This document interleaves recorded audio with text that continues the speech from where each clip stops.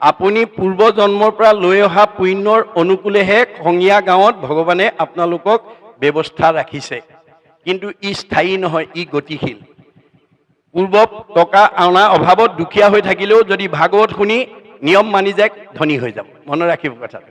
আমাৰ সুখ দুখবিলাক স্থায়ী নহয়, সুখ দুখবিলাক গতিশীল বুলি কৈছে। সেইকাৰণে ভাগৱতত কৈছে মাধৱ, এইবোৰ মায়া বুলি কৈছে, মাধৱৰ মায়াৰ কমনে পাৱে অন্ত, ঐশ্বৰ্য দৰিদ্ৰ हुए দুখী ধনৱন্ত, স্বৰ্গীয় নৰকে নৰকীয় স্বৰ্গে যায়, সৰ্বকালে সুখ দুখ একো স্থানে নাই, সংসাৰৰ সুখ দুখ জানা সবে মায়া, তিলেকতে অন্তৰে মেঘৰ যেন ছায়া। আকাশৰ ডাৱৰ বতাহে কেনেকৈ কেতিয়া উৰাই নি কলৈ লৈ যাব তাৰ যেনেকৈ সিদ্ধান্ত নাই, কৰ্ম দুখত আপোনাৰ জীৱনলৈ কেতিয়া পদুম ফুল ফুলিব, কেতিয়াবা কলীয়া ডাৱৰ নামিব তাৰো সিদ্ধান্ত নাই। মনত ৰাখিব কথাটো। এবাৰজন আজি খঙিয়া ঔগুৰি ঘাট নামঘৰৰ উদ্যোগত আৰু সমূহ ৰাইজৰ সহযোগত তিনিদিনীয়া কাৰ্যসূচীৰে এই বৈকুণ্ঠৰ কল্পতৰু মহাভাগৱত শাস্ত্ৰ অনুষ্ঠিত কৰি আপোনালোকক আমন্ত্ৰণ কৰি আনিছে। আৰু যিসকলে আজি আমন্ত্ৰণ ৰক্ষা কৰি এই অনুষ্ঠানত অংশগ্ৰহণ কৰিছে তেৰা সমস্তই জয় জয়তে নিজকে একোজন ভাগ্যৱান পুৰুষ বুলি গণ্য কৰিব লাগিব। এইকাৰণেই আমাৰ ভাগৱতৰ মতে আমি যিটো সময়ত যিটো সন্ধিক্ষণত সাধুৰ সংগত বহি কৃষ্ণৰ কথা শ্ৰৱণ আৰু কীৰ্তন কৰিম, এয়া হ'ব আমাৰ জন্ম জন্মান্তৰ কাৰণে অক্ষয় পুণ্য। এইকণ সময় আমি ঈশ্বৰৰ কাৰণে দিম। আমাৰ ভাগৱতত কৈছে যিমানে কৃষ্ণক দিয়ে সেহিহে অক্ষয়, ইহাক নিবাক একো জনে নপাৰয়। আজি আপোনালোকে ঘৰৰ পৰা অহাৰ পৰা পুনৰ ঘূৰি যোৱালৈকে ঈশ্বৰ কৃষ্ণৰ কথা শুনা আৰু গোৱাৰ কাৰণে যিকণ সময় দিব সেইকণ আমাৰ কাৰণে মূল্যৱান, আৰু এই সময় পোৱা যিটো পুণ্য সেইটো আমাৰ অক্ষয় ৰূপে ৰৈ যাব। আন কৰ্মে লগাইলে যতেক সিও হুৱে বৃথা, জনমো বৃথা হুৱে নুশুনয় কৃষ্ণ কথা। গতিকে আমি মানুহৰ জন্ম পাই যদি ঈশ্বৰৰ কথা নুশুনাকে আমি দিনবোৰ পাৰ কৰোঁ তেতিয়াহ'লে আমাৰ বৃথা জন্ম যাব। আমাৰ আহিল কণা গ'ল কণা খাগৰি কাটিল তিনি কণা বুলি আপ্তবাণীত কোৱাৰ দৰে আমাৰ মানৱ জন্ম ধৰাৰ কোনো সাৰ্থকতা নহ'ব। আমাৰ গীতাত কৈছে ভগৱন্তই যে অসংখ্যাত জীৱ আছে সংসাৰৰ ভিতৰে, মনুষ্যহে ভজে আনে ভজিতে নপাৰে। ভগৱন্তৰ সৃষ্টি চাৰিমুঠি জীৱ, উৰণ বুৰণ গজন ভ্ৰমণ। এই চাৰিমুঠি অসংখ্য জীৱৰ ভিতৰত একমাত্ৰ ঈশ্বৰৰ কথা শুনি ভক্তি আহৰণ কৰি মুক্তি পাব পৰা শক্তি মানুহৰ বাদে আনৰ নাই। সেইকাৰণে আমি এনেকুৱা কৰ্ম আঁচনি আমাৰ যাতে প্ৰত্যেকখন গাঁৱত প্ৰত্যেকখন ঘৰতে প্ৰত্যেকটো পৰিৱেশতে আমি যাতে অনুষ্ঠিত কৰিব পাৰোঁ।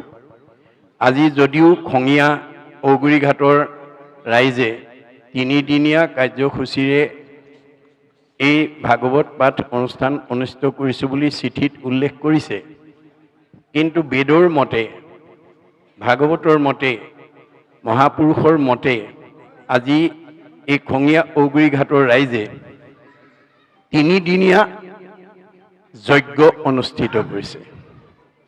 এইটো কলিৰ যজ্ঞ, মনত ৰাখিব দেই। উদ্ধৱক যাবৰ সময়ত কৈছে মুত চিত্ত দিয়া যিটো কৰৈ কৰ্ম ধৰ্ম, তাৰ নাম যজ্ঞ সখী কৈলো ইটো মৰ্ম।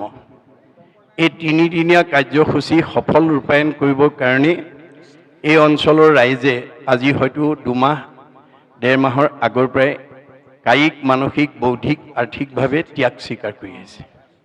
এই তিনিদিনীয়া কাৰ্যসূচী সফল ৰূপায়ণৰ কাৰণে আপোনালোকে যিটো খোজ দিছে উদ্যোক্তাৰ প্ৰমুখ্যে এই অঞ্চলৰ ৰাইজে, তাৰ প্ৰতিটো খোজৰ মূল্য হ'ব পদে পদে অশ্বমেধ ফলং প্ৰাপ্নতি নিত্যস্য।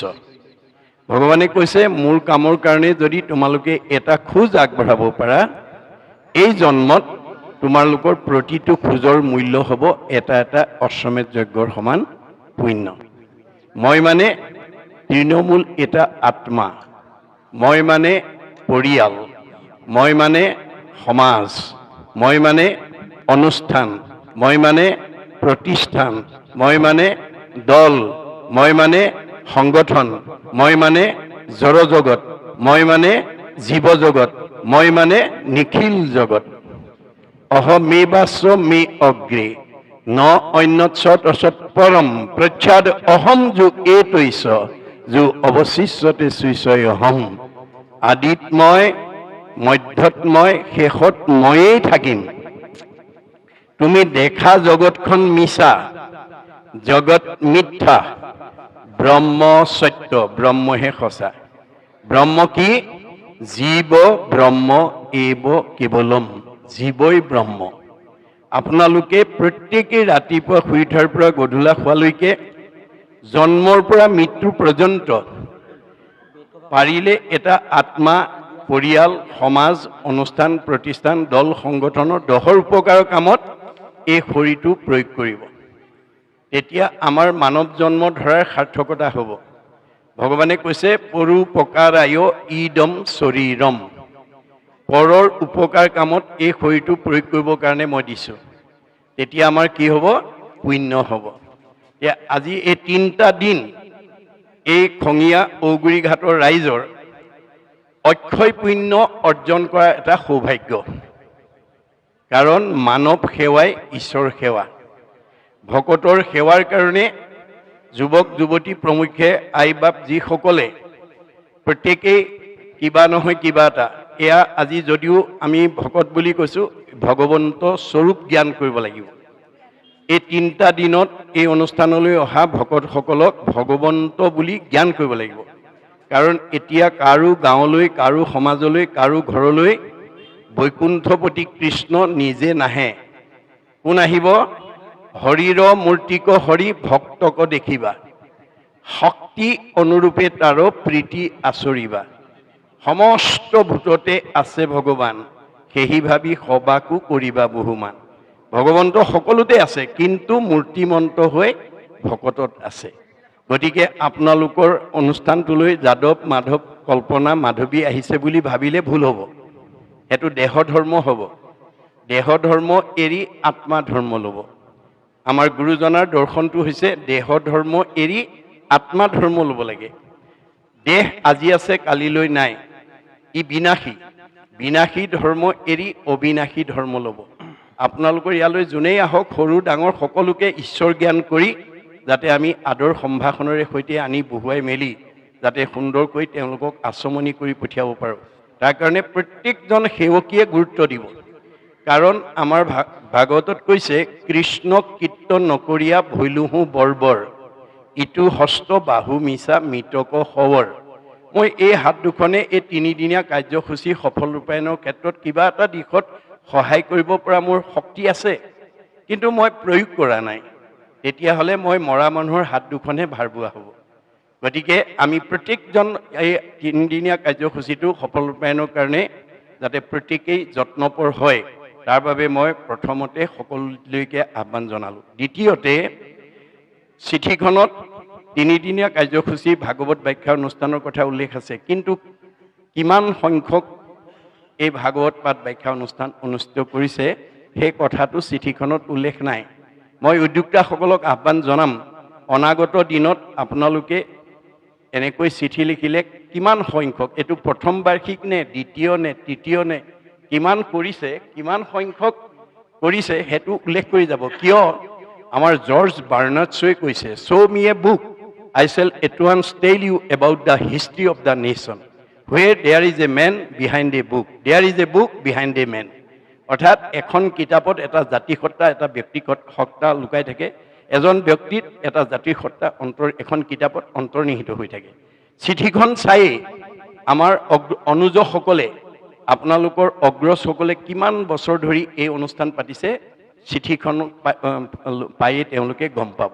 গতিকে এটা প্ৰেৰণাদায়ক বস্তু, সেইটো আপোনালোকলৈ উল্লেখ কৰিলোঁ। দ্বিতীয়তে, আপোনালোকে, মই এইটো প্ৰথম বাৰ্ষিক বুলি ধৰি লৈছোঁ দেই, মই ধৰিহে লৈছোঁ, হয়তো আপোনালোকে ইয়াৰ আগতো বহুত বছৰ কৰিছে, সেইটো মই কোৱা নাই, মই মাত্ৰ উদাহৰণৰ কাৰণে কৈছোঁ। আপোনালোকে এইটো যদি প্ৰথম বাৰ্ষিক হিচাপে ভাবে তেতিয়াহ'লে উদ্যোক্তাসকলে গাঁৱৰ ৰাইজে মনতে প্ৰথম ঠিক আছে প্ৰথম বাৰ্ষিক এইটো বৰ ভাল হৈছে আপোনালোকে প্ৰথম বাৰ্ষিক অনুষ্ঠানটো ইমান আৰম্ভপূৰ্ণ ইমান মানে সুন্দৰকৈ অনুষ্ঠিত কৰিছে মই অত্যন্ত সুখী হৈছোঁ মই উদ্যোক্তাসকললৈ আহ্বান জনাম যে আপোনালোকে এই অনুষ্ঠানটো মানে শতবাৰ্ষিকলৈকে যাতে আগুৱাই নিব পাৰে যে আমি 25 বছৰত ভৰি দিলে জাক জমকতাৰে ৰূপালী জয়ন্তী উদযাপন কৰিম 50 বছৰত ভৰি দিলে আমি সোণালী জয়ন্তী উদযাপন কৰিম 60 বছৰত ভৰি দিলে আমি হীৰক জয়ন্তী উদযাপন কৰিম 75 বছৰত ভৰি দিলে আমি মহাৰজত জয়ন্তী উদযাপন কৰিম আৰু 100 বছৰত ভৰি দিলে আমি শতবাৰ্ষিকী পাতিম এই পৰিকল্পনাৰে যদি আপোনালোকে এই ভাগৱত শাস্ত্ৰ প্ৰথম স্কন্ধৰ পৰা দ্বাদশ স্কন্ধলৈকে এই ঠাইত যদি অনুষ্ঠিত কৰি নিজৰ লগতে উঠি অহা প্ৰজন্মক যদি শুনাব পাৰে তে এইখন গাঁৱত জন্ম লোৱা সকলো জীৱই পৰীক্ষিতৰ দৰে গতি পাই যাব মনত ৰাখিবা দেই কিন্তু প্ৰথম স্কন্ধৰ পৰা দ্বাদশ স্কন্ধ শুনা আৰু পঢ়াৰ সৌভাগ্য ল'ব লাগিব গতিকে মই আহ্বান জনাম হয়তো আজি যিকেইজন উদ্যোক্তাৰ চেষ্টাত বা চিন্তাৰ কাৰণে এই পবিত্ৰ অনুষ্ঠানটো 3 দিনীয়া কাৰ্যসূচীৰে অনুষ্ঠিত কৰিছে কালে হয়তো তেওঁলোকক 100 বছৰলৈকে নাৰাখিবও পাৰে কিন্তু যেহেতু তেওঁলোকে এটা ভাল পুলি ৰুই দিলে এটা ভাল পুলি বীজ ইয়াত ৰুই দিলে গতিকে তেওঁলোক গুচি যোৱাৰ পিছতো তেওঁলোক চিৰ সজীৱ হৈ ৰাখিব এই কথা একাদশ স্কন্ধ ভাগৱতত আমাৰ উল্লেখ কৰিছে কৃষ্ণ বৈকুণ্ঠ প্ৰায়ণ হোৱাৰ লগে লগে গোটেই দ্বাৰকা নগৰখন সাগৰত ডুব গ'ল কিন্তু আজি কুপতি সেই সাগৰৰ মাজত ৰুক্মিণী মন্দিৰটো জিলিকি আছে আৰু সেই মন্দিৰটো চাই অহা ভকতো আমি লগ পাইছোঁ কিন্তু বেদৰ দৰ্শন গুৰুজনাৰ দৰ্শন মহাপুৰুষৰ দৰ্শন যে এতিয়া আমি সাগৰৰ মাজত সেই ৰুক্মিণী মন্দিৰ বিচাৰি ফুৰিলে নহ'ব আপোনালোকে এই খঙীয়া ঔগুৰি ঘাটত জন্মগ্ৰহণ কৰি গাঁওখনৰ কাৰণে সমাজখনৰ কাৰণে উঠি অহা প্ৰজন্মৰ কাৰণে অনুষ্ঠানৰ কাৰণে প্ৰতিষ্ঠানৰ কাৰণে দহৰ উপকাৰৰ কাৰণে কি ভাল কাম কৰি থৈ গ'ল সেই ভাল কামৰ আদৰ্শই হ'ব ৰুক্মিণী মন্দিৰ আজি আমাৰ মাজত শংকৰ মাধৱ কায়িকভাৱে নাই মহাত্মা গান্ধী নাই আমাৰ জ্যোতিপ্ৰসাদ আগৰৱালা নাই ৰাভাদেৱ বিষ্ণুপ্ৰসাদ ৰাভা নাই আজি সুধাকণ্ঠ ভূপেন হাজৰিকা নাই আৰু এতিয়া ৰিচেণ্ট আমাৰ এই জুবিন গাৰ্গো নাই কায়িকভাৱে নাই কিন্তু তেওঁলোকে সমাজৰ কাৰণে যিখিনি অৱদান দি থৈ গ'ল সেই অৱদানে আজি তেওঁলোকক চিৰ সজীৱ কৰি ৰাখিছে গতিকে আপোনাৰ এই দেহ দ্বাৰকা কাল সাগৰত এদিন এই দেহ দ্বাৰকা বিলুপ্তি হৈ যাব কিন্তু আপুনি এই গাঁওখনত জন্মগ্ৰহণ কৰি গাঁওখনৰ কাৰণে সমাজখনৰ কাৰণে উঠি অহা প্ৰজন্মৰ কাৰণে অনুষ্ঠান প্ৰতিষ্ঠাৰ কাৰণে যি ভাল আদৰ্শ এৰি থৈ গ'ল সেই আদৰ্শই আপোনাক চিৰ সজীৱ কৰি ৰাখিব এভাৰ গ্ৰীণ মনত ৰাখিব কথাটো গতিকে আমাৰ উদ্যোক্তাসকলে যাতে এটা পবিত্ৰ অন্তৰে এই পবিত্ৰ অনুষ্ঠান পাতি যাব পাৰে তাৰ কাৰণে যত্নপৰ হ'ব মই এইটো আহ্বান জনালোঁ দ্বিতীয়তে আমি এই অনুষ্ঠানটো কিয় অনুষ্ঠিত কৰিব লাগে আমি ভাগৱত কিয় পঢ়িব বা শুনিব লাগে এই কথা ভাগৱততে উল্লেখ আছে আমাৰ ভাগৱতত কৈছে আক শুনি বন্ধ্যা নাৰী পুত্ৰ হুৱে গুণৱন্ত দুৰ্জনো সজন হুৱে দুখী ধনৱন্ত ভাগৱত শুনিলে সতী সন্তান নোহোৱা মহিলাই সুযোগ্য সন্তান পোৱাৰ যোগ্যতা লাভ কৰে দুষ্ট মানুহ শান্ত হৈ যায় আৰু দুখীয়া মানুহ ধনী হৈ যায় সেইকাৰণে গুৰুজনে আহ্বান জনাইছে কোনো সংঘ অনাসংঘ বামুণীয়া কীৰ্তনীয়া সত্ৰ সমাজক উদ্দেশ্যি নহয় জীৱশ্ৰেষ্ঠ মানুহক উদ্দেশ্যি তেওঁ আহ্বান জনাইছে কিন্তু আগে প্ৰথমত মহাশাস্ত্ৰ ভাগৱত শুনিওক মহাযত্ন কৰি বিশেষণ লগাইছে দেই যে মহাযত্ন কৰি আমি ভাগৱত শুনিবলৈ আহিব লাগে বোলে লাভ কি হ'ব বিষয়ৰ দুখ যত সকলে কৰিব হত হৰি ভকতৰ সংগ ধৰি আজিৰ দৰে ভকতৰ সংগত বহি যদি আমি ভাগৱত শুনিব পাৰোঁ আমাৰ পাৰিবাৰিক জীৱন দাম্পত্য জীৱন যুগ্ম জীৱন সাংসাৰিক জীৱন ব্যক্তিগত জীৱন সামাজিক জীৱনৰ যিবিলাক দুখ বেদনাই আমাক বিব্ৰত কৰি তোলে সেইবিলাকৰ পৰা আমি মুক্ত হ'ব পাৰিম গতিকে ভাগৱত নুশুনা জীৱ মানে সংস্কাৰ হ'ব নোৱাৰে সেইকাৰণে আমাৰ ভাৰতবৰ্ষৰ প্ৰথম কোনে ভাগৱত শুনিবলৈ বাধ্য হৈছিল যিজনক ভগৱন্তই ভাৰতবৰ্ষৰ শ্ৰেষ্ঠ বৈষ্ণৱ ৰজা কৰি জন্ম দিছিল, যাৰ নাম আছিল পৰীক্ষিত। পৰীক্ষিত ভাৰতবৰ্ষৰ শ্ৰেষ্ঠ বৈষ্ণৱ ৰজা হৈও অভিশপ্ত হৈ গ'ল। কিয়? তেওঁ সেই ভগৱানে দিয়া প্ৰতিভাটো প্ৰয়োগ কৰিব নজনাৰ কাৰণে। বৈষ্ণৱৰ প্ৰতিভা কি, বৈশিষ্ট্য কি? সাধুৰ সেৱা, নাম ধৰ্ম কৰিবেক সাৰ, বৈষ্ণৱ বোলয় এহি তত্ত্ব আছে যাৰ। আপোনালোকৰ পৰিয়ালত, আপোনালোকৰ সমাজত, আপোনালোকৰ পৰিৱেশত যাৰ সন্ত মহন্ত ভক্তৰ প্ৰতি শ্ৰদ্ধা থাকিব আৰু নামৰ প্ৰতি যাৰ আস্থা থাকিব, সেই গুণবিশিষ্ট ব্যক্তিজন ডেকা ল'ৰাই হওক বা গাভৰু ছোৱালীয়ে হওক, বোৱাৰীয়ে হওক বা শাহুৱেই হওক, পিতৃয়ে হওক বা মাতৃয়ে হওক, তেওঁ গুণত বৈষ্ণৱ। বৈষ্ণৱৰ দ্বিতীয় বৈশিষ্ট্য হৈছে এনেকৈ একেলগে ঈশ্বৰৰ কথা শুনিবৰ কাৰণে বহাৰ পিছত গ্ৰাম্য কথা নাপাতে, বিষয়ৰ কথা নাপাতে। ভকতৰ বিষয়ত নাহি আশকতি, কৃষ্ণ কথা শুনিবলৈ সদায় কৰে ৰতি। ভকত বৈষ্ণৱে কেনেকৈ দিনটোত ঈশ্বৰৰ কথা এটা শুনি জন্ম জন্মান্তৰৰ কাৰণে অক্ষয় পুণ্য অৰ্জন কৰি জীয়াই থাকোঁতে শান্তি আৰু মৰিলে সদগতি পাব পাৰে, তাৰ কাৰণে সদায় তেওঁলোক অনুৰাগী হৈ থাকে। গতিকে এই পৰিৱেশটো মানে অন্যত নাপায়। জগত পাৱন হৰি কথা সমুদায়, ভকতৰ সংগ বিনে আন সংগে নাই। জগত পবিত্ৰ কৰিব পৰা, মন পবিত্ৰ কৰিব পৰা, পৰিয়াল পবিত্ৰ কৰিব পৰা, সমাজ পবিত্ৰ কৰিব পৰা, পৰিৱেশ পবিত্ৰ কৰিব পৰা শক্তি মানুহৰ মানে ভকতৰ বাদে অন্যত নাই বুলি শাস্ত্ৰই উল্লেখ কৰিছে। সেইকাৰণে ভকত বৈষ্ণৱ গুণসম্পন্ন ব্যক্তিয়ে বৃথা বাক্য নুবুলিব, নামাতিব মিছা, কৃষ্ণ কথা শুনিবলৈ কৰিবেক ইচ্ছা। গ্ৰাম্য কথা নাপাতে আৰু একমাত্ৰ ঈশ্বৰৰ কথা শুনিবৰ কাৰণে অনুৰাগী হৈ থাকে। 3 নম্বৰ বৈশিষ্ট্যত নামক জপিয়া ব্ৰহ্ম কৰিবেক মন, নিৰামিষে সদায়েই কৰিব ভোজন। প্ৰকৃত ভকত বৈষ্ণৱে সামিষ খাব নোৱাৰে। কিয়? ভগৱানে কৈছে, যত দেখা ভূত প্ৰাণী সবাহাকে বিষ্ণু মানি, হিংসা এৰি কৰা উপকাৰ।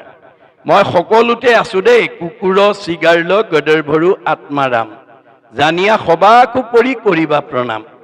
দেহটোহে কুকুৰ মেকুৰী গাহৰি, আত্মাটো নহয়।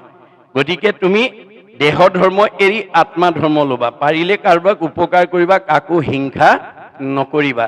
দেহটো মই কেৱল চিনি পাবৰ কাৰণে সৃষ্টি কৰিছোঁ।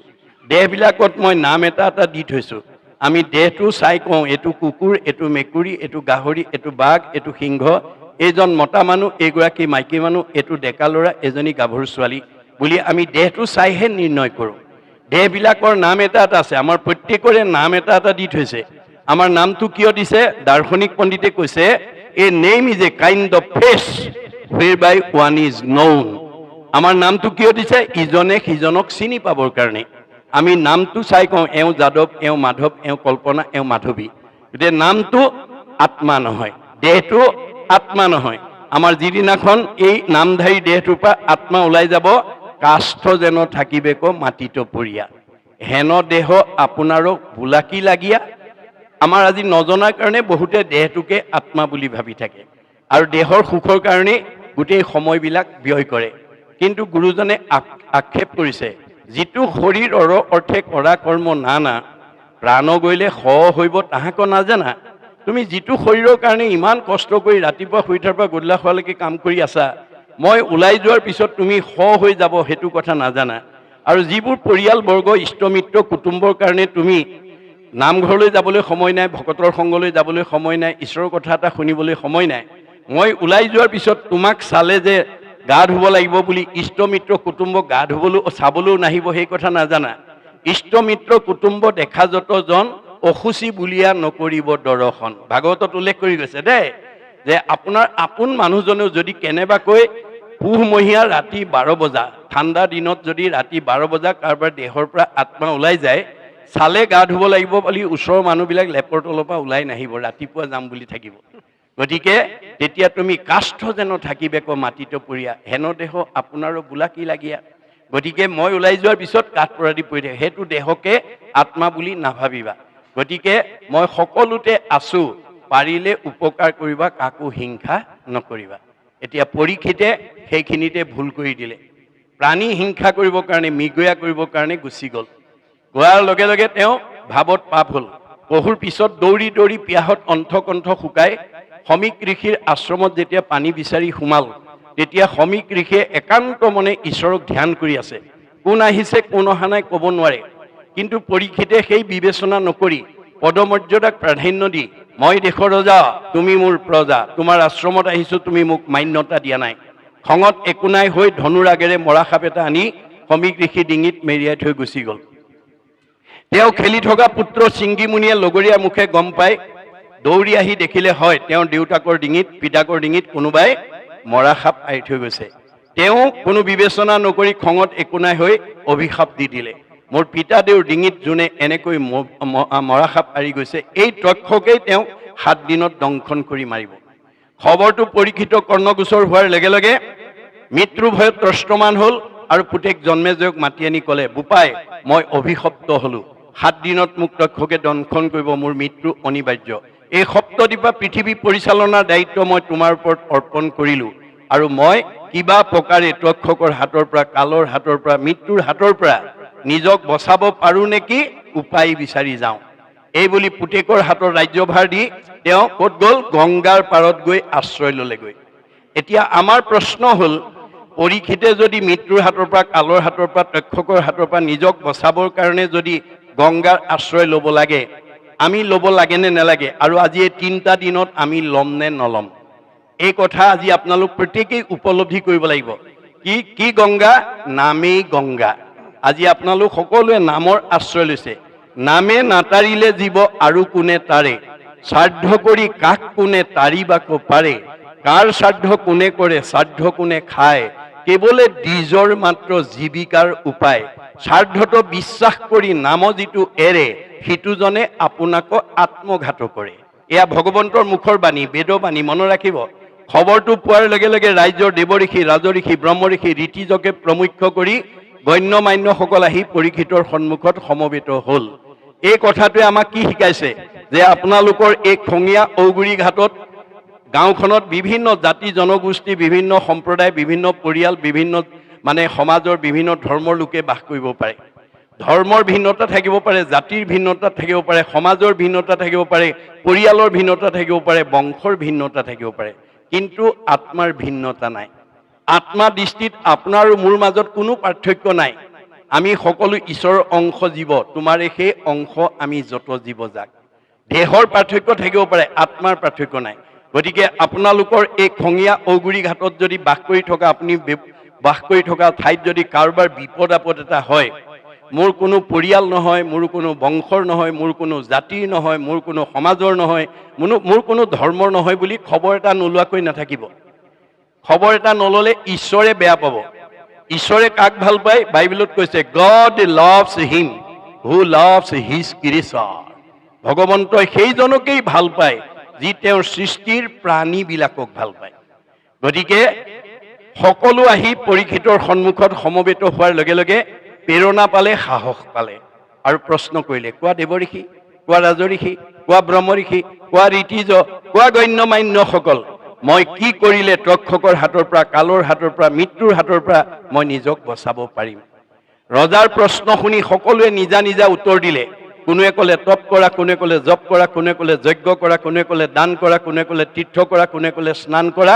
নানা ঋষিৰ নানা মত। নানা ঋষিৰ নানা মতে পৰীক্ষিতৰ মৃত্যু ভয় আঁতৰ কৰিব নোৱাৰিলে। কিয়? কাৰণটো একাদশ স্কন্ধ ভাগৱতত গুৰুজনে লিখি থৈ গৈছে। ভগৱন্তৰ সৃষ্টিৰ 4 মুঠি জীৱৰ ভিতৰত ঈশ্বৰত ধৰ্ম আৰু ভক্তি কৰি মুক্তি পাব পৰা শক্তি মানুহৰ বাদে আনৰ নাই। আমি জীৱশ্ৰেষ্ঠ মানুহ হিচাপে কেনেকৈ ঈশ্বৰক বুজিব লাগিব, কেনেকৈ ধৰ্ম আচৰণ কৰিব লাগিব, কেনেকৈ ভক্তি কৰিলে আমি এই মায়াময় সংসাৰখনৰ পৰা আমি মুক্তি লাভ কৰিব পাৰিম, সেই সম্পৰ্কে ভগৱন্তই নিজৰ মুখেদি কৈ গৈছে। আন ধৰ্ম ঋষিৰ মুখে কৰাইলা বেকত, কহিলা আপোন মুখে নিজ ধৰ্ম যত। গতিকে আন ধৰ্মবিলাক ঋষিবিলাকৰ মুখেদি কোৱা কাৰণে নানা ঋষিৰ নানা মতে পৰীক্ষিতৰ মৃত্যু ভয় আঁতৰ কৰিব নোৱাৰিলে। অৱশেষত শুকদেৱে আহি যে তেওঁ নিজৰ মুখেদি কোৱা যিটো ধৰ্ম, সেইটোৱে হৈছে ভাগৱত ধৰ্ম, ভক্তি ধৰ্ম, নাম ধৰ্ম, যিটো আজি আপোনালোকে 3দিনীয়া কাৰ্যসূচীৰে অনুষ্ঠিত কৰিছে। শুকদেৱে আহি মৃত্যুমুখী পৰীক্ষিতক 7 দিন সময় আছে, পৰীক্ষিতৰ যদি 7 দিন আছে, আমাৰ কেইদিন আছে? আমাৰো 7 দিনেই আছে। আজি কি বাৰ? আজি অহা মঙ্গলবাৰলৈকে, আজি বুধবাৰৰ পৰা অহা মঙ্গলবাৰলৈকে এই 7 দিনৰ ভিতৰতে আমাৰ প্ৰত্যেকৰে জন্ম আৰু মৃত্যু অৱশ্যম্ভাৱী। পৰীক্ষিতক কেৱল বেছ কৰি লৈছে, আধাৰ কৰি লৈছে, আমাক কৈ আছে দেই ভাগৱতে কথাবিলাক। গতিকে পৰীক্ষিতৰ যেনেকৈ 7 দিন আছে, আপোনাৰ মোৰো 7 দিন আছে। কোনে জানে মই ঘৰ পামগৈ নে নাপাম? পদ্মৰ পত্ৰৰ নীৰ পৰিজেন নুহি থিৰ, সেইমতে জীৱন চঞ্চল। আমাৰ দেহত থকা জীৱটো পদুম পাতৰ পানীৰ লগত তুলনা কৰিছে ভাগৱতে।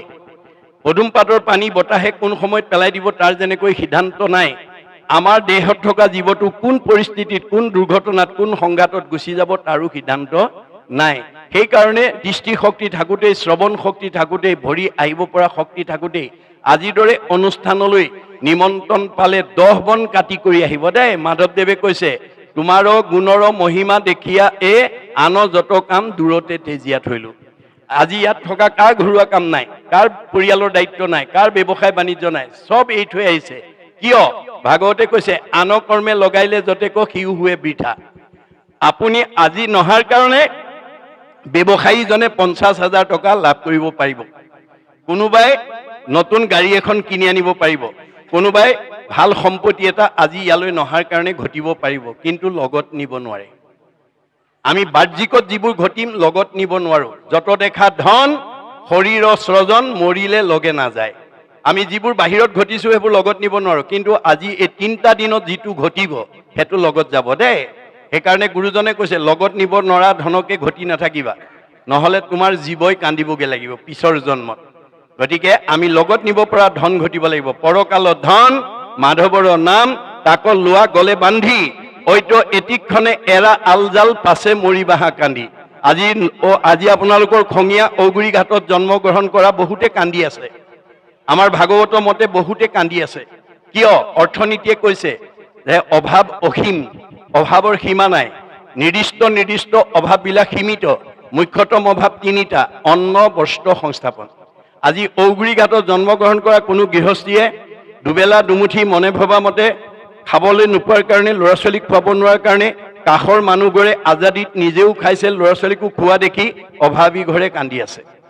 বস্ত্ৰ, সমাজৰ খাপ খোৱা বস্ত্ৰ এযোৰ নিজে পিন্ধিব নোৱাৰাৰ কাৰণে, ল'ৰা ছোৱালীক পিন্ধাব নোৱাৰাৰ কাৰণে কাষৰ মানুহঘৰে নিজেও পিন্ধিছে, ল'ৰা ছোৱালীকো পিন্ধোৱা দেখি অভাৱী ঘৰে কান্দি আছে। সংস্থাপন, এতিয়া বিজ্ঞানৰ যুগ, প্ৰযুক্তিবিদ্যাৰ যুগ। চুইচ টিপিলে ফেন ঘূৰে, চুইচ টিপিলে পোহৰ আহে, চুইচ টিপিলে গীৰ্জাত পানী গৰম হৈ যায়, চুইচ টিপিলে সকলো অভাৱ আমি পূৰণ কৰিব পাৰোঁ। এঘৰে চুইচ টিপিয়ে অভাৱ পূৰণ কৰি আছে, কাষৰ মানুহঘৰে তেওঁৰ দৰে অভাৱখিনি পূৰণ কৰিব নোৱাৰি কান্দি আছে, ইত্যাদি ইত্যাদি। সীমা একেটাই, গাঁও একেখনে, কিন্তু দুখবিলাক বেলেগ বেলেগ। কিয়? আমাৰ কৰ্মফলক 3টা ভাগত বিভক্ত কৰিছে: প্ৰাৰব্ধ, আৰব্ধ, অনাৰব্ধ। প্ৰাৰব্ধ মানে পূৰ্ব জন্মৰ বেছি পুণ্য লৈ আহি যি এই খঙীয়া ঔগুৰি ঘাটত বাস কৰিছে, সি চবতকৈ ওপৰত থাকিব। মধ্যম পুণ্য লৈ অহাখিনি মধ্যমত থাকিব, কম পুণ্য লৈ অহাখিনি কমত থাকিব। আপুনি পূৰ্ব জন্মৰ পৰা লৈ অহা পুণ্যৰ অনুকূলেহে খঙীয়া গাঁৱত ভগৱানে আপোনালোকক ব্যৱস্থা ৰাখিছে, কিন্তু ই স্থায়ী নহয়, ই গতিশীল। পূৰ্ব টকা অনা অভাৱত দুখীয়া হৈ থাকিলেও যদি ভাগৱত শুনি নিয়ম মানি যায়, ধনী হৈ যাব। মনত ৰাখিব কথাটো। আমাৰ সুখ দুখবিলাক স্থায়ী নহয়, সুখ দুখবিলাক গতিশীল বুলি কৈছে। সেইকাৰণে ভাগৱতত কৈছে, মাধৱ এইবোৰ মায়া বুলি কৈছে। মাধৱৰ মায়াৰ কমনে পাৱে অন্ত, ঐশ্বৰ্য দৰিদ্ৰ हुए দুখী ধনৱন্ত। স্বৰ্গীয় নৰকে, নৰকীয় স্বৰ্গে যায়, সৰ্বকালে সুখ দুখ একো স্থানে নাই।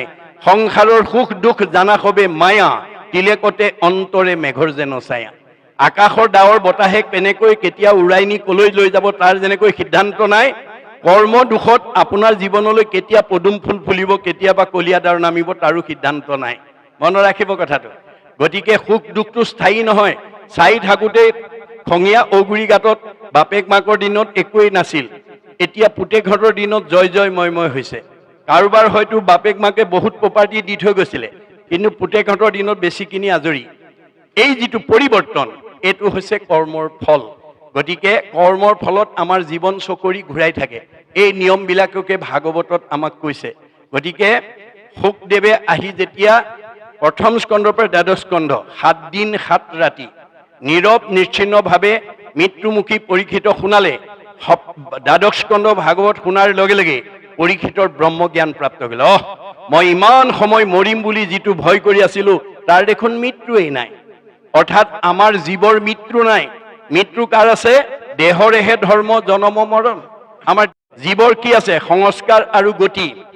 আমাৰ জীৱৰ গতি সংস্কাৰ গতি কেনেকৈ হ'ব? গীতাত কৈছে, যেন জোকে তৃণ পাইলে এৰয় অপৰ জীৱৰ দেহৰ জানা সেহি পতন্তৰ। আমাৰ দেহত থকা জীৱটো চীনা জোকৰ লগত তুলনা কৰিছে। চীনা জোকে যেনেকৈ মুখৰ আগত এডাল বন নাপালে পিছৰডাল এৰি নিদিয়ে, আমাৰ দেহত থকা জীৱটোৱে আন এটা দেহ নোপোৱালৈকে এইটো দেহৰ পৰা ওলাই নাযায়।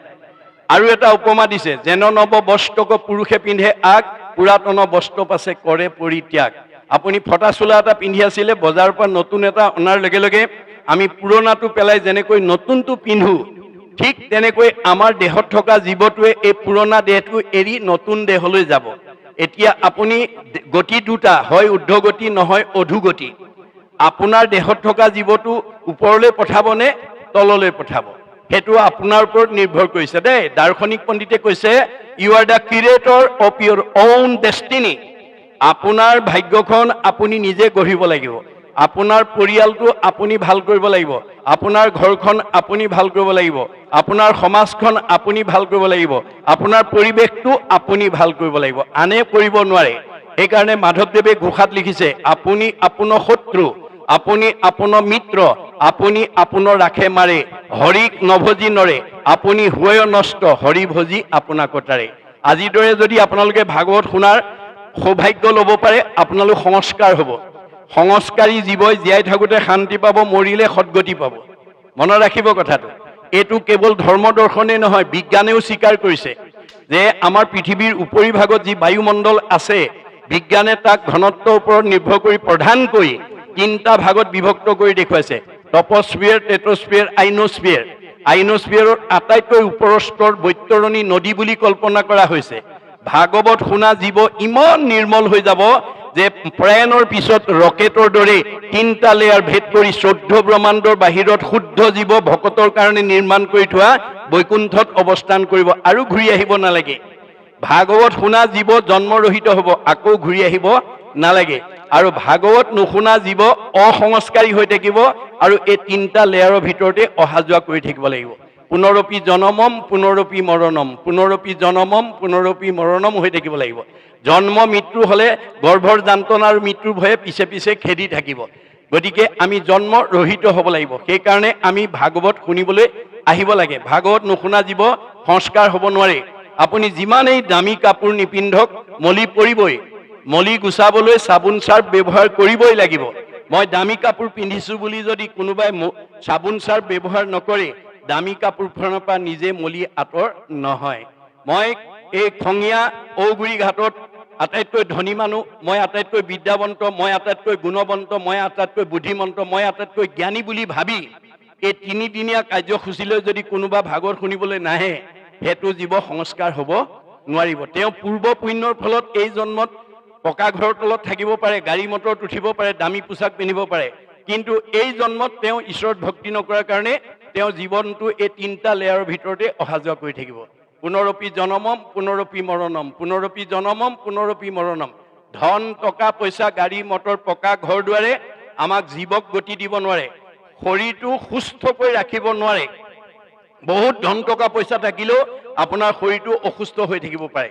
গতিকে আমাক ভাগৱতে কৈছে, সুমংগলেই অমংগল জানা কৃষ্ণ বিনে। আপোনাৰ ধনে ধানে, টকাই পইচাই, গাড়ীয়ে মটৰে, পকা ঘৰে দুৱাৰে, ব্যৱসায় বাণিজ্যই নদন বদন হৈ আছে, কিন্তু আপুনি ঈশ্বৰৰ নাম নলয়, আপোনাৰ ঘৰলৈ অমংগল এটাৰ পিছত এটা, ওৱান আফটাৰ আনাডাৰ। আজি বোলে ইটো, কালিলৈ বোলে সিটো, নানান ধৰণৰ অমংগল আহিব বুলি ভাগৱতে কৈছে। এইবিলাক পাৰ্থিৱ ধন টকা পইচা, গাড়ী মটৰে আপোনাৰ স্বামী স্ত্ৰীৰ মিলনত কোনো ধৰণৰ অৰিহণা যোগাব নোৱাৰে। বহুত ধন টকা পইচা থকা মানুহৰ মাজতো, পৰিয়ালৰ মাজতো স্বামী স্ত্ৰীৰ মনোমালিন্য, শাহু বোৱাৰীৰ মাজত মনোমালিন্য, ককাই ভাই ইজনৰ প্ৰতি সিজনৰ সদ্ভাৱ নাই, ইত্যাদি ইত্যাদি। সেইকাৰণে কৈছে, আন যত সবে মিছা ভক্তিৰ অভাৱে। আজিৰ দৰে আমি যদি সকলো পৰিয়ালকে ভক্তিমুখী কৰিব পাৰোঁ, আমি ইয়াতেই বৈকুণ্ঠৰ সুখ আৰু স্বৰ্গৰ ভোগ আমি পাব পাৰোঁ। সেইকাৰণে আমাক ভাগৱতে কেৱল নীতি সদাচাৰৰ কথা কৈ আছে দেই। ভাগৱতত 8 প্ৰকাৰ সদাচাৰৰ কথা উল্লেখ আছে। পৰৱৰ্তী সময়ত মই আলোচনা কৰিম। মই মাত্ৰ আপোনালোকৰ দৃষ্টি আকৰ্ষণ কৰিছোঁ। কায়ৰ সদাচাৰ, বাক্যৰ সদাচাৰ, মনৰ সদাচাৰ, গমন সদাচাৰ, শৌচ সদাচাৰ, অন্ন সদাচাৰ, স্নান সদাচাৰ, শয়ন সদাচাৰ। এই 8 প্ৰকাৰ সদাচাৰ যদি আমি নিজে শিকি ল'ব পাৰোঁ আৰু পৰিয়ালক যদি শিকাব পাৰোঁ, ভগৱানে দিয়া 100টা বছৰ ভোগ নকৰাকৈ আপুনি যাব নোৱাৰে। আপোনাৰ ভগৱানে আমাক চবকে 100 বছৰ দিছে, কাকো কমাই দিয়া নাই। মনুষ্যৰ আয়ুষত বৰিষ সংঘাত বুলি কৈছে। মানুহ মাত্ৰেই মই 100 বছৰ দিছোঁ। তৎসত্ত্বেও আজি আমাৰ বহুত উঠি অহা প্ৰজন্ম আমাৰ মাজৰ পৰা 100 বছৰ আগতে গুচি গৈছে। কিয়? তেওঁলোকে ভাগৱত নপঢ়ে, নুশুনে, ভাগৱতৰ নিয়ম নামানে। গতিকে তেওঁলোকে অনাচাৰ বেবিচাৰ কৰাৰ কাৰণে ভগৱানে দিয়া 100 বছৰ ভোগ নকৰাকৈ আমাৰ মাজৰ পৰা বিদায় লৈছে। কিয়? অখাদ্য খাইছে, মানে ৰাগিয়াল বস্তু খাইছে, মদ ভাং ড্ৰাগছ আদি অখাদ্য খাইছে, যাৰ কাৰণে শৰীৰত ৰোগ ব্যাধি হৈছে আৰু অল্পায়ু হৈ আমাৰ মাজৰ পৰা গুচি যাব লগা হৈছে। গতিকে ভাগৱত শুনা মানুহ তাৰ পৰা আঁতৰি আহিবলৈ বাধ্য হ'ব। ভাগৱতত কেৱল নিয়ম নীতি কৈছে। এই বিষয়ে মই পৰৱৰ্তী সময়ত আলোচনা কৰিম। গতিকে 8 প্ৰকাৰ সদাচাৰ যদি আপোনালোকে এইখন গাঁৱত যদি ভাগৱতৰ মাজেদি যদি শিকাই বুজাই যদি উঠি অহা প্ৰজন্মক যদি আগুৱাই নিব পাৰে, তেতিয়াহ'লে এইখন গাঁৱৰ মানুহে ভগৱানে দিয়াতকৈও আয়ুস বঢ়াব পাৰিব। আমাৰ গুৰু চৰিত্ৰত দেখাইছে যে শংকৰ মাধৱৰ দিনত কেইবাজনো আটা পুৰুষে শংকৰ মাধৱৰ পৰাই ভাগৱত ব্যাখ্যা শুনিছিল। কিন্তু তেওঁলোকৰ এটা চাৰিত্ৰিক বৈশিষ্ট্য আছিল, গুৰুতকৈ শিষ্য সিয়ান, খুচৰি খুচৰি লয় জ্ঞান। তেওঁলোকে নজনা কথাবিলাক চব শিকি ল'লে। শিকাওঁতা মাধৱদেৱ 107 বছৰ জীয়াই থাকিলে, শিকাওঁতা শংকৰদেৱ 120 বছৰ জীয়াই থাকিলে। তেওঁলোকৰ পৰা শিক্ষা লোৱা বদলা আতা 130 বছৰ, ৰামৰাম আতা 140 বছৰ, মথুৰা দাস আতাই 151 বছৰলৈ আয়ুস বঢ়ালে। গতিকে ভগৱানে দিয়া বয়স 100 বছৰ আছিলে। উপৰঞ্চি বয়সবিলাক ক'ৰ পৰা পালে? যিবিলাকে অনাচাৰ বেবিচাৰ ভ্ৰষ্টাচাৰ কৰিব, তেওঁলোকৰ পৰা আয়ুস কাটি নি মনাবিলাকক যোগ দিব, বেলেগৰ পৰা আনিব নোৱাৰে। মনত ৰাখিব কথাটো। গতিকে ভাগৱতত কেৱল নীতি সদাচাৰৰ কথা কৈ আছে। যে আমাক গুৰুজনে এটা উপমা দিছে যে আজি ইয়াত বহি থকা প্ৰত্যেকেই ৰাতিপুৱা শুই উঠাৰ পৰা গধূলা হোৱালৈকে দিনটোত এবাৰ হ'লেও আপোনালোকে আইনাখন চাই। আপোনালোকে আইনাখন কিয় চাই বাৰু? গুৰুজনে উপমা দিছে, তুমি জগ জীৱ তোমাক পুজিলে পাই আপোনাক যায়, যেন মুখ শ্ৰীক প্ৰতিবিম্ব মুখ দেখয় দৰ্পণ চাই। আমি আইনাখন চালে নিজৰ প্ৰতিবিম্ব বা চেহেৰাটো আমি জানিব পাৰোঁ। মই আগতকৈ বগাই হৈছোনে, ক'লাই হৈছোনে, শকতে হৈছোনে, ক্ষীণাইছোনে, মোৰ মুখত কিবা স্পট পৰিছে নেকি, মই আইনাখন চালে জানিব পাৰোঁ আৰু ব্যৱস্থা ল'ব পাৰোঁ। সেইকাৰণে আমি প্ৰত্যেকে দিনটোত এবাৰ হ'লেও চাওঁ। আপোনালোকৰ ঘৰত বেছিকৈ আইনাখন কোনে চায়? আপোনালোকে অকণমান দৃষ্টি ৰাখিবচোন।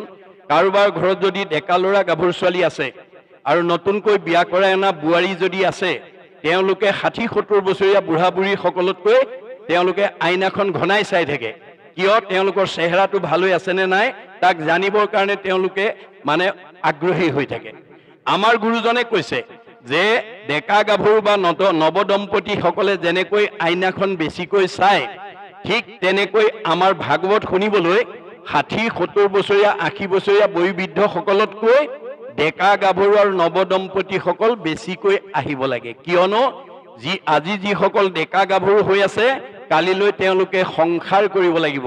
এইটো প্ৰকৃতিৰ নিয়ম। কিন্তু কি কাৰণে সংসাৰ কৰিব লাগিব আজি আমাৰ বহুত ডেকা গাভৰুৱে নাজানে। এয়া ঋষি মুনিৰ প্ৰশ্ন। কিম অৰ্থে বিবাহম, আমি কিয় বিয়া পাতিব লাগে? আজি আমাৰ ডেকা গাভৰু সুধিলে বহুতে ক'ব নোৱাৰে।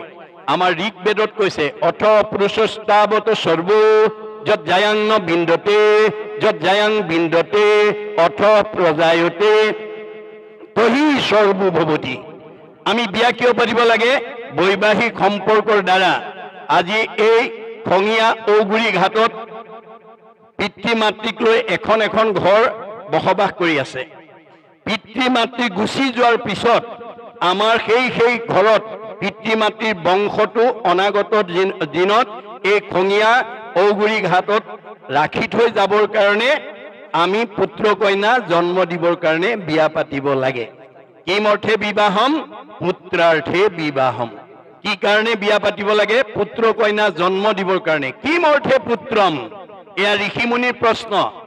পুন্নাম নৰকে তাৰতে ইতিহি পুত্ৰাহা। পুন্নাম নৰকৰ পৰা পিতৃ মাতৃক উদ্ধাৰ কৰিবৰ কাৰণে পুত্ৰ কন্যা জন্ম দিব লাগে। এতিয়া কোন পুত্ৰই উদ্ধাৰ কৰিব? আমাৰ ভাগৱতত কৈছে পুত্ৰে উত্তৰাইব বুলি শুনি আছা শাস্ত্ৰ, বৈষ্ণৱ পুত্ৰক লাগি বুলি আছে মাত্ৰ। পুত্ৰই পিতৃ মাতৃক বৃদ্ধ বয়সত মানে সেৱা শুশ্ৰূষা কৰিব বুলি উদ্ধাৰ কৰিব বুলি উল্লেখ আছে, কিন্তু বৈষ্ণৱ পুত্ৰ জন্ম দিব লাগিব। অবৈষ্ণৱ পুত্ৰ যদি উপজে বংশত, স্বৰ্গহন্তে পিতৃকো পেলাৱে নৰকত। আজি বহুত পিতৃ মাতৃয়ে পঢ়াই শুনাই ল'ৰা ছোৱালীক ডাক্তৰ, ইঞ্জিনিয়াৰ, অফিচাৰ, প্ৰবক্তা, অধিবক্তা বহুত উচ্চ পদস্থ বিষয়ত চাকৰি কৰাৰ যোগ্যতা অৰ্জন কৰি দিছে, কিন্তু এই খঙীয়া ঔগুৰি ঘাটৰ দৰে ভাগৱত চৰ্চা নোহোৱাৰ কাৰণে, ভাগৱতৰ এই দৰ্শন নজনাৰ কাৰণে আজি সেইসকল উচ্চ ডিগ্ৰীধাৰী উচ্চ পদস্থ বিষয়ত চাকৰি কৰা সন্তানে আমাৰ সমাজলৈ কি এৰি দিছে? আনৰটো দূৰৰ কথা, নিজৰ জন্মদাতা বৃদ্ধ পিতৃ মাতৃক বৃদ্ধ বয়সত কেনেকৈ সেৱা শুশ্ৰূষা মৰম চেনেহ লালন পালন কৰিব লাগে তাক নাজানি বৃদ্ধাশ্ৰমলৈ খেদি পঠিয়াইছে। আপোনালোকৰ এইখন গাঁৱত যদি বছৰি এই ভাগৱত অনুষ্ঠান হৈ থাকে, এইখন গাঁৱলৈ বৃদ্ধ পিতৃ মাতৃক বৃদ্ধাশ্ৰমলৈ খেদি পঠিওৱা কোনো জীৱ এইখন গাঁৱলৈ পুত্ৰ হিচাপে আহিব নোৱাৰিব। শাহু বোৱাৰীৰ মাজত মনোমালিন্য লাগি থকা, ককাই ভাইৰ মাজত মনোমালিন্য লগা, সীমা ঘৰীয়াৰ লগত মনোমালিন্য লগা, সমাজৰ লগত মনোমালিন্য ঘটা জীৱ এইখন গাঁৱলৈ আহিব নোৱাৰিব। পোহৰৰ ওচৰলৈ যেনেকৈ আন্ধাৰ আহিব নোৱাৰাটো বিজ্ঞানসন্মত বাস্তৱ সত্য। যিখন গাঁৱত, যিটো নামঘৰত, যিখন ঘৰত ভাগৱত চৰ্চা হৈ থাকিব তালৈ তেনেকৈ কোনো বেয়া জীৱ আহিব নোৱাৰাটো তেনেকৈয়ে সত্য। গতিকে আমাক ভগৱন্তই দশম স্কন্ধত আহি কৈছে পুত্ৰে উত্তৰাইবে বুলি শুনি আছা শাস্ত্ৰ, বৈষ্ণৱ পুত্ৰ। যিটো পিতৃ মাতৃ জন্মিলেকো দেহ পুখিলেকো অনুদিন, সতেকো বৎসৰে সিটো পুত্ৰে তাৰ খুজিবে নপাৰে ঋণ। যি পিতৃ মাতৃয়ে আমাক জন্ম দি এই বিশ্ব সংসাৰ দেখালে, আমাৰ মানৱ জীৱনৰ 100টা বছৰত আমাৰ হাতত এনেকুৱা বস্তু নাই যাক যি পিতৃ মাতৃৰ আমি ঋণ পৰিশোধ কৰিব পাৰিম। তেনেস্থলত ভাগৱতৰ দৰ্শন নজনাৰ কাৰণে পুত্ৰ হোৱা যিটো পিতৃক নোপোষৈ দুৰ্জন আতি আবাতি, তাহাৰো মাংসক তাকে খুৱাবৈ জমৰ কিং কৰে কাটি। আজি ভাগৱতৰ দৰ্শন নজনাৰ কাৰণে কোনোবা পুত্ৰই যদি বৃদ্ধ পিতৃ মাতৃক অৱজ্ঞা কৰে, অনীহা কৰে, অশ্ৰদ্ধা কৰে, তেওঁ ইমান দুখৰ দোষী হ'ব লাগিব, তাৰ মাংস কাটি কাটি জম কিং কৰে তাকেই খুৱাব। অকল সিমানেই নহয়, বৃদ্ধ পিতৃ মাতৃ গুৰু বন্ধুজন নোপোষে পিতৃ পুত্ৰক, নিশ্বাস কাঢ়ন্তে জীৱন্তে থাকন্তে জানিবা সিটো মৃতক। যি পুত্ৰই বৃদ্ধ পিতৃ মাতৃক অৱজ্ঞা অনীহা কৰিব, তেওঁ যদিও উশাহ নিশাহ লৈ জীয়াই আছে, তেওঁ জীয়াতেই মৰা। যাতে আমি জীয়াতে মৰা সন্তান জন্ম দিব লগা নহয়, আৰু জীয়াতে মৰা সন্তান হিচাপে যাতে আমি সমাজত পৰিচিত হ'ব লগা নহয়, তাৰ কাৰণে আমি ভাগৱত শুনিব লাগিব। ভাগৱত শুনিব লাগিব। ভগৱন্তই কৈছে মই চবৰে হৃদয়তে আছো, সমস্ত ভূতৰে মই আছো হৃদয়ত। কি কাৰণে আছো? যাদৃশী ভাৱনা জৈস সিদ্ধি ভৱতি তাদৃশী। যোনে যেনেকৈ ভাবে তেওঁৰ মনৰ ভাৱনা তেনেকৈ পূৰণ কৰিবৰ কাৰণে মই হৃদয়তে আছো। ল'ৰা লাগিলে ল'ৰা দিম, ছোৱালী লাগিলে ছোৱালী দিম। ভগৱানে কৈছে, আমাক কৈছে তোমালোকৰ হৃদয়তে মই আছো। ল'ৰা লাগিলে ল'ৰা দিম, ছোৱালী লাগিলে ছোৱালী দিম। কিন্তু মোৰ পৰা কেনেকৈ ল'ৰা ছোৱালী বিচাৰিব লাগে মই ভাগৱতত গুৰুৰূপে নিয়ম লিখি থৈ আহিছো। মনত ৰাখিব কথাটো। গতিকে দাৰ্শনিক পণ্ডিত, মনস্তাত্ত্বিক পণ্ডিত, শিক্ষাবিদ পণ্ডিত মহাপুৰুষ শংকৰদেৱে ভাগৱতৰ মাজেদি আমি কেনেকৈ ভগৱন্তৰ পৰা ল'ৰা ছোৱালী বিচাৰিব লাগে নিয়ম বান্ধি থৈছে। সূৰ্য উদয়ৰ পৰা সূৰ্যাস্তলৈ 4 পহৰ, সূৰ্যাস্তৰ পৰা পুনৰ সূৰ্য উদয় হলে 4 পহৰ। 8টা পহৰত 24 ঘণ্টা হয়, এটা পহৰত 3 ঘণ্টাকে থাকে। আমাৰ আজি বহুত উঠি অহা প্ৰজন্ম নৱদম্পতিসকলে কোনটো পহৰত সৃষ্টি কাৰ্যত আগবাঢ়িলে মনে ভবা সন্তানৰ পিতৃ মাতৃ হ'ব পাৰো এই কথা নাজানে। আজি আপোনালোকে বাস্তৱত দেখিছে বহুত কোৱালিফাইড মানুহ, বহুত উচ্চ পদস্থ বিষয়ত চাকৰি কৰা মানুহে বাঞ্ছিত ফলৰ পৰা বঞ্চিত হৈ আছে। কাৰোবাক লাগে এটা ল'ৰা, পায় এজনী ছোৱালী, যাৰ কাৰণে দাম্পত্য জীৱনত সংঘাত হৈছে, ডিভোৰ্চ পৰ্যন্ত হৈছে। গতিকে তেওঁলোকে ভাগৱতৰ ধৰ্ম নাজানে, ভাগৱতৰ নীতি নিয়ম নাজানে। শিক্ষাই আমাক কেতিয়াও মনৰ কামনা পূৰণ কৰিব নোৱাৰে যেতিয়ালৈকে আমি আধ্যাত্মিক আৰু নৈতিক শিক্ষাৰ অধিকাৰী হ'ব নোৱাৰিম। সেইকাৰণে প্ৰাচাত্য শিক্ষাবিদ ৰাইবানে কৈছে, for all round development of student religious education is essential. এটা ল'ৰাক পূৰ্ণাংগ ছাত্ৰ হিচাপে মানৱ সম্পদ হিচাপে গঢ়িবলৈ হ'লে পুথিগত জ্ঞানৰ লগত আমাৰ ধৰ্মীয় শিক্ষা যোগ দিব লাগিব। ৰচৈ কৈছে the religious education should be included in the curriculum because it is through religion the defect of youth can be set on the road to the absolute values truth beauty and goodness. যে আমাৰ এজন মানুহক প্ৰকৃত মানুহ হিচাপে সত্য শিৱ সুন্দৰক আৰাধনা কৰিবলৈ হ'লে পুথিগত জ্ঞানৰ লগত আধ্যাত্মিক আৰু নৈতিক ধৰ্মীয় শিক্ষা যোগ দিবই লাগিব। গতিকে আমি এই ভাগৱতৰ মাজেদি যদি আমি ল'ৰা ছোৱালীক সংস্কাৰ নকৰোঁ আমাৰ বিকল্প নাই। মই আহ্বান জনাম আজি ইয়াত অংশগ্ৰহণ কৰা প্ৰত্যেকখন গাঁৱৰ মানুহে ঘূৰি যাওঁতে মনতে ভাবিব যে আমিও এই খঙীয়া ঔগুৰি ঘাটৰ দৰে বছৰত এবাৰ হ'লেও ভাগৱত পাতিম। আজি এইটো বহুত ধন ধান টকা পইচা গাড়ী মটৰ থাকিলেও এনেকুৱা অনুষ্ঠান পাতিব নোৱাৰে। ভাগৱতে কৈছে মনত ৰাখিব, শতকোটি জন্মান্তৰে হুৱে মহাভাগ নৰসৰি ৰকজীৱে তেবে পাৱে লাগ তাত যেবে মূৰদায়া ভৈল যাক প্ৰতি সেহিহে কৰিব পাৰে আমাত ভকতি। খংগীয়া ঔগুৰি ঘাটৰ গাঁৱৰ ওপৰত আজি ভগৱানৰ কৃপা পৰাৰ কাৰণেহে তিনিদিনীয়া কাৰ্যসূচীৰে এনেকুৱা পবিত্ৰ অনুষ্ঠান অনুষ্ঠিত কৰিব পাৰিছে। ধন টকা পইচা শিক্ষা থাকিলেও নোৱাৰিব যদি নাভাবে। ভাবেন লভতে সৰ্বম ভাবেন দেৱ দৰ্শনম ভাবেন লভতে পৰম জ্ঞানম তস্মাৎ ভাৱ অৱলম্বনম। আপোনালোকে প্ৰত্যেকেই ভাবিব লাগিব যে গাঁওখন সমাজখন কেনেকৈ একতাৰ দোলেৰে বান্ধি ৰাখিব পাৰোঁ, কেনেকৈ আমি শান্তিৰে থাকিব পাৰোঁ, তাৰ কাৰণে আমি কি ভাল কাম কৰিব লাগিব এই কথা ভাবিব লাগিব। এই ভাল কামৰ ভিতৰত কলি যুগত ভাগৱত পাঠ ব্যাখ্যা বাদে আৰু দ্বিতীয় নাই। মনত ৰাখিব, ভাগৱত এই বেদ বেদান্তৰ সাৰ ভাগৱতত সকলো নীতি নিয়ম আচাৰ সদাচাৰ নিয়ম বান্ধি থৈছে। যিবোৰ নিয়ম যদি আমি নিজৰ লগতে উঠি অহা প্ৰজন্মক শিক্ষা দিব পাৰোঁ আপুনি ইয়াতে বৈকুণ্ঠৰ সুখ স্বৰ্গৰ ভোগ, আৰু এইটো যদি কৰিব নোৱাৰে নৰকৰ দুখ আমি ভুগিব লাগিব। সেইকাৰণে আমাক দেখুৱাইছে যে সূৰ্য অস্ত যোৱাৰ পৰা সূৰ্য উদয়ৰ পৰা সূৰ্যাস্তলৈ এই চাৰি পোহৰত আমাৰ কোনো দম্পতি সৃষ্টি কাৰ্যত আগ নাবাঢ়ে বা বাঢ়িব নালাগে। কেতিয়া বাঢ়িব লাগিব? সূৰ্য অস্ত যোৱাৰ পৰা পুনৰ সূৰ্য উদয় হোৱালৈ চাৰি পোহৰত আগবাঢ়িব লাগিব। তাৰে প্ৰথম দুটা পোহৰ বাদ দিবলৈ কৈছে কোনে? বিজ্ঞানে। কিয়? আমি খোৱা আহাৰটো ব্ৰহ্মলৈ ৰূপান্তৰ হ'বলৈ কমেও 6 ঘণ্টা সময় লাগে। আমি খোৱা আহাৰটো প্ৰথমতে ৰসৰ পৰা তেজ, তেজৰ পৰা মাংস, মাংসৰ পৰা মেদৰ পৰা হাড়ৰ পৰা মজ্জা, মজ্জাৰ পৰা শুক্ৰৰ পৰা সন্তান হ'ব। গতিকে দুটা পোহৰ বাদ দি তৃতীয় আৰু চতুৰ্থ পোহৰত আগবাঢ়িব লাগিব। কেনেকৈ? আমাৰ আপ্তবাণী আছে, পুৰুষ প্ৰকৃতি হবা একমতি তেহে সিজিব হৰিত ভকতি। আপোনালোক স্বামী স্ত্ৰী দুইজন একমনা হৈ ল'ব লাগিব আৰু সৃষ্টি কাৰ্যত আগবঢ়াৰ আগতে দুইজন বহি আলোচনা কৰিব লাগিব যে আমাৰ প্ৰথম বা দ্বিতীয় সন্তানটো ল'ৰা লাগে নে ছোৱালী লাগে, কেনেকুৱা গুণ সম্পন্ন লাগে, ডাক্তৰ লাগে নে ইঞ্জিনিয়াৰ লাগে নে প্ৰবক্তা লাগে নে অধিবক্তা লাগে নে সন্ত লাগে নে মহন্ত লাগে নে ভক্ত লাগে নে বৈষ্ণৱ লাগে, কি গুণ সম্পন্ন পুত্ৰ বা কন্যা আপোনালোকে কামনা কৰিছে সেইটো দুইজনে আলোচনা কৰি ল'ব লাগিব।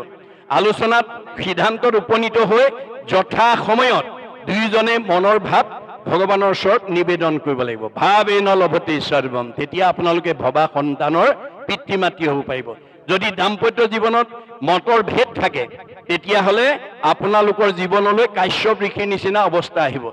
অৰ্থাৎ কাৰোবাৰ স্বামীয়ে জানে ভাৰ্যাই নাজানে, কাৰোবাৰ ভাৰ্যাই নিয়ম জানে স্বামীয়ে নামানে, তেনেকুৱা যদি বৈষম্যতা থাকে মতভেদ থাকে তেতিয়াহ'লে আপোনালোকে মনে ভবা সন্তানৰ পিতৃ মাতৃ হ'ব নোৱাৰিব। কাশ্যপ ঋষিৰ নিচিনা হ'ব। কাশ্যপ ঋষিৰ দুগৰাকী ভাৰ্যা, এগৰাকীৰ নাম দিতি, এগৰাকীৰ নাম অদিতি। অদিতিয়ে স্বামীৰ লগত মন মিলাই সময়মতে সৃষ্টি কাৰ্যত আগবাঢ়িছিল কাৰণে আটাইকেইটা দেৱতা সন্তান জন্ম হ'ল। দিতি হিংসা কৰি আছিল, সতিনীৰ সন্তান হোৱা দেখি হিংসাত ভাগি পৰিছিল আৰু অসময়ত গৈ স্বামীৰ ওচৰত পুত্ৰদানৰ কাৰণে আহ্বান জনাইছিল উপাসনা ঠাইত। তেতিয়া দূৰদৰ্শী সম্পন্ন কাশ্যপ ঋষিয়ে কৈছিল, হে ভাৰ্যা, এইটো মানে পুত্ৰদানৰ সময় নহয়, এইটো উপাসনাৰ সময়, তুমি খন্তেক ধৈৰ্য ধৰা। নামানিলে। অৱশেষত মানে তেওঁ ভাৰ্যাক সন্তুষ্টি দিবৰ কাৰণে পুত্ৰদান দিলে। ফলত কি হ'ল? হিৰণ্যাক্ষ আৰু হিৰণ্যকশিপু। আমাৰ দম্পতীসকলেও যদি এই নিয়মৰ মানে আচৰণ নাজানে আপোনালোকৰ ঘৰলৈও বৃদ্ধ বয়স বয়সত বৃদ্ধ পিতৃ মাতৃক বৃদ্ধাশ্ৰমলৈ খেতি পঠোৱা জীৱ আহি যাব। গতিকে এই নিয়মবিলাক আমাৰ বান্ধি থৈছে। এতিয়া এই তৃতীয় স্কন্ধ ভাগৱতত মৃত্যুমুখী পৰীক্ষিতক শুকদেৱে আহি এই অনাদি পাতনৰ প্ৰথম স্কন্ধ মানে প্ৰথম অধ্যায়ৰ বন্দনা প্ৰলয় প্ৰকৃতি মন আৰু ভুৱন সৃষ্টি নামাকৰণেৰে সৈতে আমাক শুকে পৰীক্ষিত কোৱাৰ চলৰে আমাক কি ক'ব বিচাৰিছে, এই পদৰ মাজেদি আমাক কি শিকাব বিচাৰিছে, কি ক'ব বিচাৰিছে, ইয়াৰ পৰা আমি জানিবলগীয়া, বুজিবলগীয়া, শিকিবলগীয়া আৰু আমাৰ উঠি অহা প্ৰজন্মক জনাবলগীয়া, বুজাবলগীয়া, শিকাবলগীয়া আমাৰ কি দিশ সোমাই আছে, মই তাৰ ওপৰত আলোচনা কৰিম। এই আলোচনাৰ প্ৰসংগত আপোনালোকৰ যদি কাৰোবাৰ কিবা সংশয় থাকে প্ৰশ্ন কৰি সংশয়টো মাৰি ল'ব, কিয়নো আমাৰ ভাগৱতত কৈছে কথা শুনি লেখে গুছে মনৰ সংশয়, কৃষ্ণৰ সেৱাটো ৰতি তেবেশে বাৰ হয়। আজি ভাগৱত শুনি যদি আপুনি মনৰ সংশয়বিলাক দূৰ কৰিব পাৰে, অহাকালিলৈ কেনেকৈ শুনো, পৰহিলৈ কেনেকৈ শুনো, আপোনাৰ অনুৰাগটো বাঢ়ি যাব আৰু অনুৰাগেই হ'ব মুক্তিৰ পথ। চ পৰম অনুৰক্তি ঈশ্বৰেই ভক্তি। আপুনি ঈশ্বৰৰ কথা জানিবৰ কাৰণে, শুনিবৰ কাৰণে যদি আগ্ৰহ বঢ়াব পাৰে, ই আমাক ছটা প্ৰমোচন দিব: আগ্ৰহ, ৰতি, প্ৰীতি, ভক্তি, শান্তি, 6 নম্বৰত মুক্তি। আমাৰ জীৱবিলাক আজিৰ দৰে পৰিৱেশলৈ আহিবই লাগিব। এই জন্মত নহয়, পিছৰ জন্মত নহয়, শত জন্মত। আমাৰ মানুহৰ জন্ম পাই যেতিয়ালৈকে আজিৰ দৰে পৰিৱেশলৈকে আমি নিজক আনিব নোৱাৰিম, তেতিয়ালৈকে আমি মানুহৰ জন্ম পায়ো জন্ম চক্ৰত ঘূৰিয়ে থাকিব লাগিব। পুনৰপি জনমম পুনৰপি মৰণম হৈ থাকিব লাগিব। গতিকে ভাগৱতে মুক্তিৰ পথ দিছে। মহাপুৰুষ শংকৰদেৱে আমাৰ জীৱনশৈলীৰ পদ্ধতিৰ কথা কৈছে। এতিয়া তেওঁ তৃতীয় স্কন্ধ ভাগৱত অনাদি পাতন ৰচনা কৰিবলৈ ব্যাসকৃত সংস্কৃত ভাগৱত অসমীয়ালৈ তৰ্জমা কৰি প্ৰাঞ্জল ভাষাত আমাক সকলোকে বুজাই দিবৰ কাৰণে তেওঁ এই অধ্যায়টোত প্ৰথম কি কৈছে: জয় জগন্নাথ জগতৰ আদি মূল, যাহাৰ স্মৰণে হৈ পাতেক নিৰ্মূল, যাৰ নাম নাৱে কৰে সংসাৰত পাৰ, হেনয় কৃষ্ণক কোটি কোটি নমস্কাৰ। এই আৰম্ভণি কথাটোৱে আমাক কি শিকাইছে? যে আপোনালোকৰ পৰিয়ালৰ প্ৰত্যেকজন সদস্যই ৰাতিপুৱা শুই উঠাৰ পৰা গধূলা খোৱালৈকে, জন্মৰ পৰা মৃত্যুলৈকে কৰবালৈ যাত্ৰা কৰি যায় বা ৰাতিপুৱা শুই উঠাৰ পৰা গধূলা খোৱালৈকে কিবা নহয় কিবা এটা কাম কৰে। আপোনালোকৰ পৰিয়ালৰ বা আপোনালোকৰ জীৱনৰ যাত্ৰাৰ লগত কি থাকে? এটা লক্ষ্য বা উদ্দেশ্য থাকে। আমি কৰবালৈ যাত্ৰা কৰিবলৈ যাওঁতে কোনো লক্ষ্য উদ্দেশ্য নোহোৱা কোনো ঠাইলৈকে কোনো মানুহ নাযায়।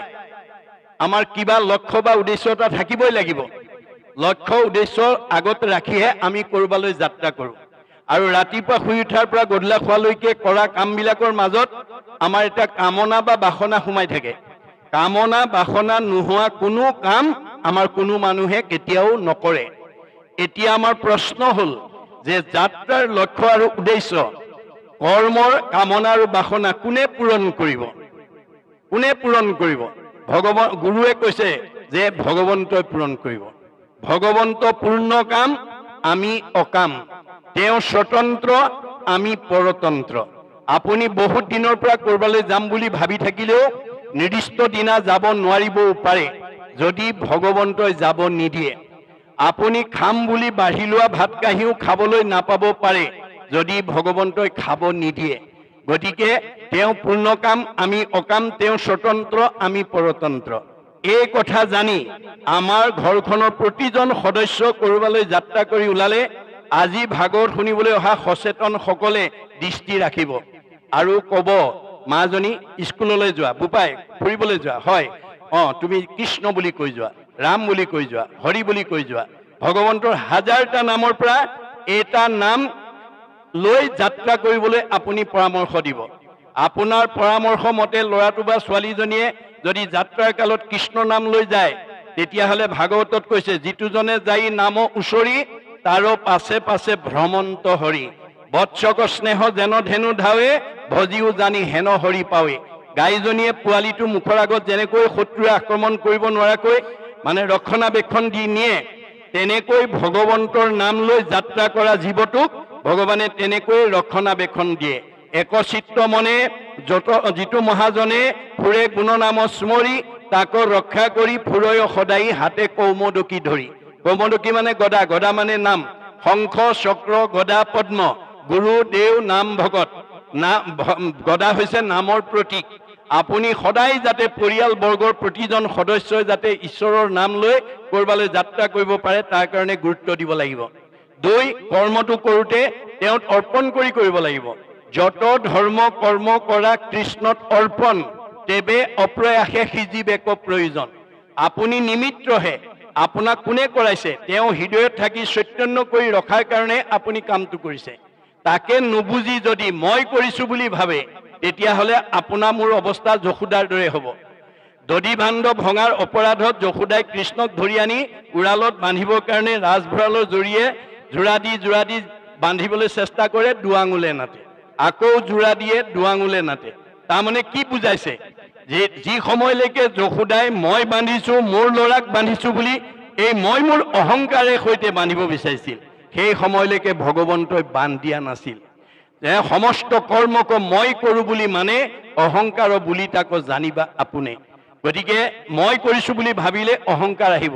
আৰু ভগৱানৰ এটা বৈশিষ্ট্য আছে, ভকতৰ সৰ্বদোষ সহিবাক পাৰো, দম্ভ দৰ্প অহংকাৰ সহিতে নপাৰো। ভগৱন্তই আমাৰ অহংকাৰটো সহিব নোৱাৰে। গতিকে আমি অহংকাৰ শূন্যভাৱে আমি যাতে কৰ্মবিলাকত আগবাঢ়ি যাব পাৰো, দাস্যত্ব ভাৱ লৈ ভগৱানৰ ওপৰত বিশ্বাস ৰাখি আমি যাতে কৰ্ম কৰিব পাৰো, তাৰ কাৰণে আমাৰ প্ৰথম এই অধ্যায়ৰ প্ৰথম আদৰ্শটো আমাক সেইটো দিছে যে আপুনি সমাজত নিজক প্ৰতিষ্ঠা কৰিবলৈ হ'লে আপুনি নম্ৰ বা দাস্য ভাৱৰ হ'ব লাগিব। অহংকাৰী মানুহক কোনেও সমাজে স্বীকৃতি নিদিয়ে। সেইকাৰণে দাৰ্শনিক পণ্ডিতে কৈছে, to become great one we must be humble. আপুনি সমাজত নিজক প্ৰতিষ্ঠা কৰিবলৈ হ'লে আপুনি নম্ৰ ভাৱৰ দাস্যত্ব ভাৱৰ হ'ব লাগিব। অহংকাৰী মানুহক কোনেও স্বীকৃতি নিদিয়ে। সমাজে যাক বেয়া পায়, ঈশ্বৰে তাক বেয়া পায়। গতিকে আমি সমাজে ভাল পোৱা কাম কৰি ঈশ্বৰৰ যাতে প্ৰিয় হ'ব পাৰোঁ, তাৰ কাৰণে আমি ইয়াৰ পৰা এই আদৰ্শটো নিজেও ল'ব লাগিব আৰু ল'ৰা ছোৱালীকো শিকাব লাগিব। সেইকাৰণে তেওঁ প্ৰথম যে যাৰ নাৱে কৰে সংসাৰত পাৰ। যেনেকৈ এখন সাগৰ বা নদী পাৰ হ'বলৈ এখন নাৱত উঠিলে আমি নিৰ্বিঘ্নে পাৰ হৈ যাব পাৰোঁ, তেনেকৈ এই সংসাৰ সাগৰখন আমি পাৰ হ'বলৈ হ'লে ঈশ্বৰৰ নামৰ নৌকাত আমি উঠিব লাগিব। ঈশ্বৰৰ নাম লৈ কৰ্মবিলাক কৰিব লাগিব। ঈশ্বৰৰ নাম এৰি মই কৰিছো ভাবেৰে যাতে আমি কোনো কাম কৰিব লগা নহয়, তাৰ প্ৰতি আমি গুৰুত্ব দিব লাগিব। হেনয় কৃষ্ণক কৌটি কৌটি নমস্কাৰ। কোটি কোটিবাৰ সেইজন ভগৱন্তক শংকৰদেৱে নমস্কাৰ জনাই আমালৈ আদৰ্শটো এৰি দিছে। জয় জয় দৈৱকী নন্দন আদি দেৱ, ব্ৰহ্মা মহেশ্বৰো যাৰ সদা কৰে সেৱ। আপুনি মননো কোন? সৃষ্টিকৰ্তা ব্ৰহ্মা, সংহাৰকৰ্তা শিৱ, পালনকৰ্তা বিষ্ণুকে প্ৰমুখ্য কৰি 33 কোটি দেৱতাই ভগৱানৰ আজ্ঞা অনুকূলে কাম কৰে। তেওঁলোক স্বতন্ত্ৰ নহয়, তেওঁলোক পৰতন্ত্ৰ, তেওঁলোক আজ্ঞাবাহী ভিত্ত। গতিকে আপুনি মই দূৰৰ কথা, 33 কোটি দেৱতা, সৃষ্টি সংহাৰ পালন কৰোতা আটাইবিলাক দেৱতাই ভগৱন্তৰ আজ্ঞাৰ অনুকূলে কাম কৰে। তেওঁলোক নিজেও স্বতন্ত্ৰ নহয়। সেইকাৰণে আমাক গুৰুজনে দিছে যে যিজনৰ অধীনত 33 কোটি দেৱতাই আজ্ঞা লৈ কাম কৰে, সেইজন ভগৱন্তক যাতে তোমালোকে স্মৰণ কৰিবলৈ নাপাহৰিবা। যিজনৰ টিপিটিত তুষ্ট হ'ব দেও, জানিবা সিজন পিতৃ এক কৃষ্ণ দেও। আমাৰ সকলোৰে পিতৃ কৃষ্ণ, আমি তেওঁৰে সন্তান। গতিকে আমি সন্তান হৈ তেওঁৰ গুণনাম পুৱা গধূলি লৈছোনে নাই, তাৰ ওপৰতহে আমাক কিমান ভাল পাব, কিমান বেয়া পাব, কিমান সুখত ৰাখিব, কিমান দুখত ৰাখিব, কিমান উন্নতি